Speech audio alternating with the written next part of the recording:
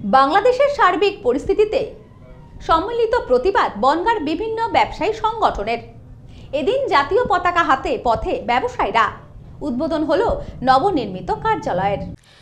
বাংলাদেশের সার্বিক পরিস্থিতি, বিভিন্ন সীমান্তে অস্থিরতা, এবার একত্রিত হয়ে প্রতিবাদে পথে নামলেন বনগাঁর বিভিন্ন সংগঠনের ব্যবসায়ীরা।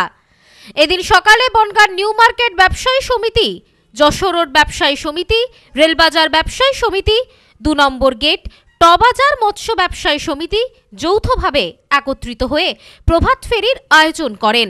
বনগাঁ নিউ মার্কেট এলাকা থেকে আয়োজন করা হয় প্রভাত ফেরির। প্রায় গোটা বনগাঁ শহর প্রদক্ষিণ করে এই র্যালি। শহরের বিভিন্ন মনীষীদের মূর্তির সামনে শ্রদ্ধা নিবেদন করেন তারা। এদিনের র্যালিতে অনেকেই জাতীয় পতাকা নিয়ে পথে হাঁটেন। র্যালিতে উপস্থিত ছিলেন বনগাঁ পৌরসভার পৌরপ্রধান গোপাল শেঠ, নিউ মার্কেট ব্যবসায়ী সমিতির সভাপতি নারায়ণ ঘোষ সহ বিভিন্ন সংগঠনের প্রতিনিধিরা। এই বিষয়ে গোপাল শেঠ বলেন, নিউ মার্কেট ব্যবসায়ী সমিতির আজকে বার্ষিক সম্মেলন ছিল। এই সম্মেলনকে সামনে রেখে বনগাঁও নিউ মার্কেট ব্যবসায়ী সমিতি, রেলবাজার ব্যবসায়ী সমিতি, 2 নম্বর গেট ব্যবসায়ী সমিতি, যশোর রোড ব্যবসায়ী সমিতি সম্মিলিতভাবে তারা একটা র্যালি বের করেছিল এবং জাতীয় পতাকা নিয়ে যে আমরা ভারতীয় সেই বার্তাকে দিয়ে দেশপ্রেম যাত্রা করেছিল। যে ব্যবসাদাররা বাংলাদেশে যে ঘটনা ঘটছে সেই ঘটনার তীব্র প্রতিবাদ জানাচ্ছে এবং দেশের স্বার্থে প্রশাসনকে সাহায্য করার জন্য আমরা সবসময় প্রস্তুত আছি। এবং সেখানে রক্তদান শিবির হচ্ছে, সেখানে সেই পর্যালোচনা হচ্ছে যে আগামী দিনে ব্যবসাদাররা কীভাবে ভালোভাবে থাকবে।